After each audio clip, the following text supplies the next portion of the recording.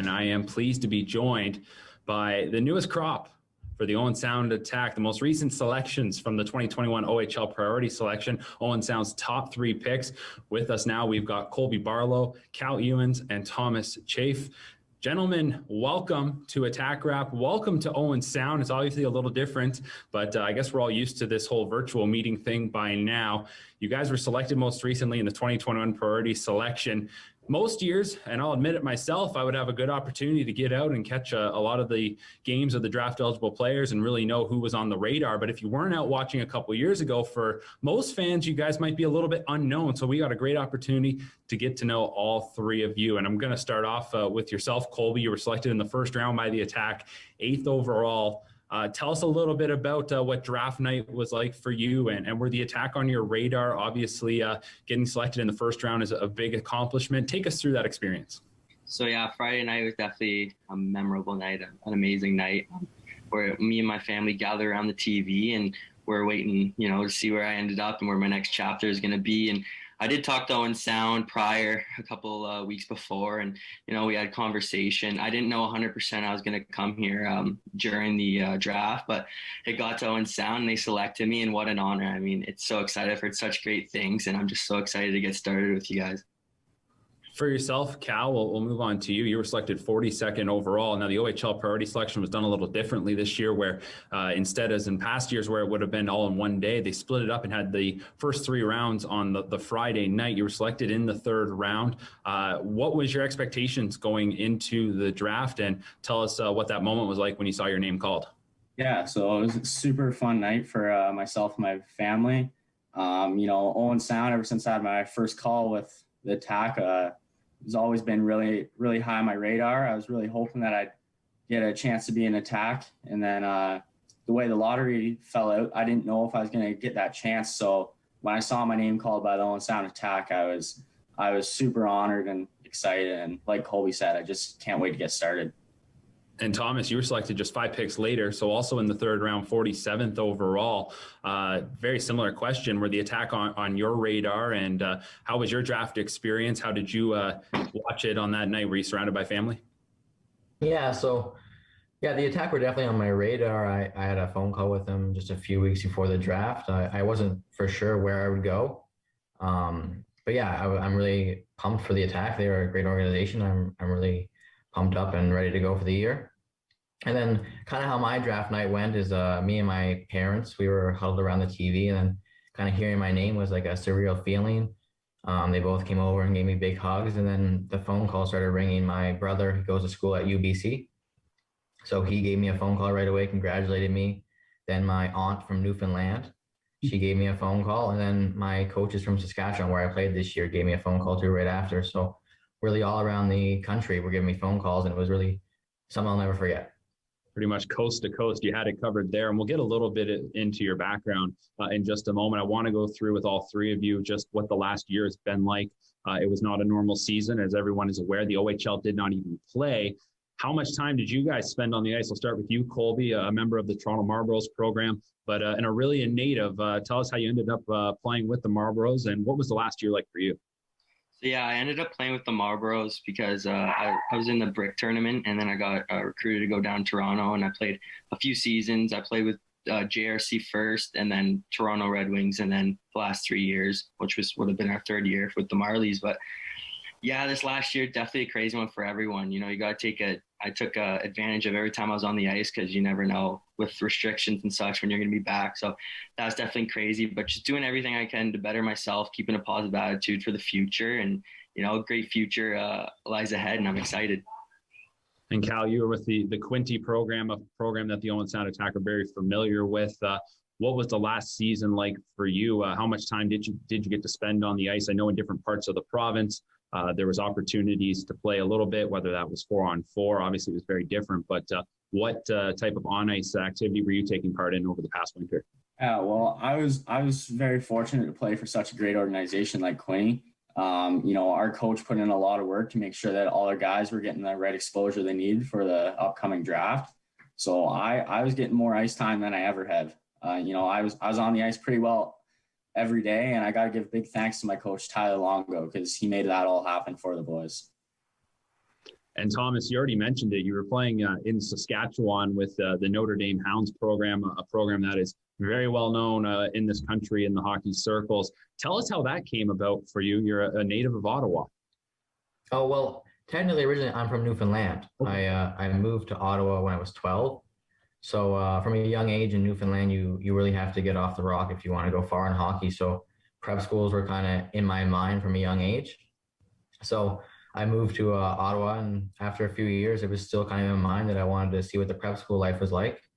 So I made the choice to go to Notre Dame, and it's been a great 2 years. And now I'm really excited to come to the OHL. But more about the ice time is, luckily, Saskatchewan, we were on the ice the whole year. Also because we're a closed community in Wilcox, Saskatchewan. So we were on the ice every day throughout the whole year. It was really our school's ice, so we didn't have any COVID restrictions or anything like that in that sense, but we did only get to play 6 games of regular season hockey. So it was it was a big development year for me, and I really took advantage of all I could. Well, obviously a big advantage, like you said, to have been on the ice all winter long. Quickly, maybe just to kind of piggyback off that for Colby and Cal, for you guys, was there any point during the past winter where you were really concerned about the fact that, not getting to play a normal year was really going to impact where your hockey career might head in the next year? I'll start with you, Colby. Yeah, it was pretty tough when reality hit, when we're not going to have a full season and we're not going to get the proper ice and training that we should. But I was fortunate enough to go to King Heights Academy, where I was on the ice with my school during those times too, as well. So I was getting my training in, I was getting that, but game shape is completely different than training shape. So definitely missing out on games. We had games here and there with Elite Showcase and such things like that. But yeah, the training was good, but the game shape's different, right? And we missed out on a big part of that. And it's tough to wrap your head around, but just keeping a positive mindset and doing the best I can to make myself prepared for next year. What about for you, Cal? Yeah, so when it first happened, I didn't really know what to expect. And, obviously it's really sucks missing out on your probably the most exciting year of hockey of your life, missing out on the OHL Cup, Silver Stick tournaments, all those big tournaments. It's definitely unfortunate that we had to miss all those, but I think that we really made the most of it, and we're just able to keep putting in the work and get ready for the draft.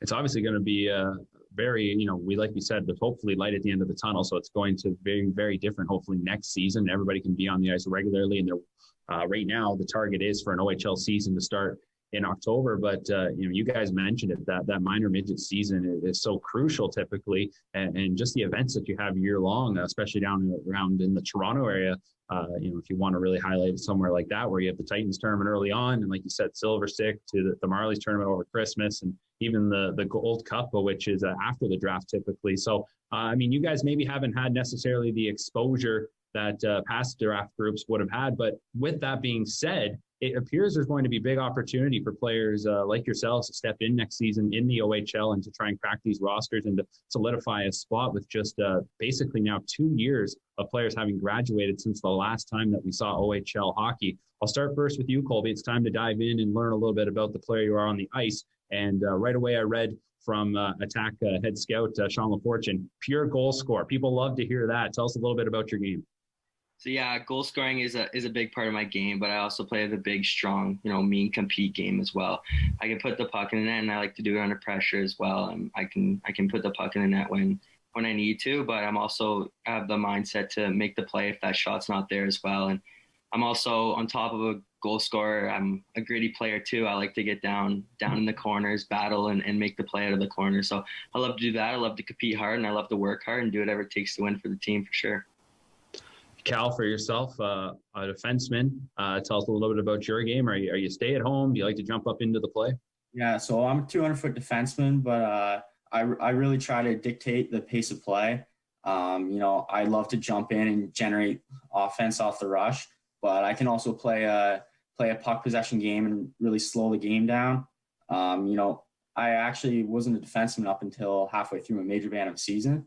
So I am super versatile, and I can be used in any other position or situation, whether it's power play, penalty kill, or throwing me up on the wing, or need to win a draw or something. So I can play any position you need me to. And the Attack have a pretty strong D-core coming back next season, so there'll be obviously a lot of good veterans to really learn from as you try to jump in. For yourself, Thomas, what about you? A forward, a right winger. Tell us about your game. Yeah, so my game is really modeled around my hockey IQ. I really pride myself on thinking the game quickly, and that really lets me kind of dictate the play and kind of see all the options, then use my speed and my quick edges to kind of dictate the play and decide whether the best option is. And then I try to make the best play all the time. I know either you can pass it or shoot it, so I kind of make sure I do both. And I'm just really a team player who takes pride in the offensive zone, but I take just as much pride in my defensive zone as well. Now I'm going to ask you guys this question, which, and again, you don't have to put too much stock into it, but who would be a player if you had to pick one that you like to model your game after? I'll start with you, Colby. I'd say it's a little two-part. I mean, on my goal-scoring side, and my release, my shot, Austin Matthews, but overall, a big power forward like Josh Anderson, who plays with pace, compete, and as long as a skilled game, he plays a mean game as well. Well, the Attack like to play a physical game at times. There's no doubt about that.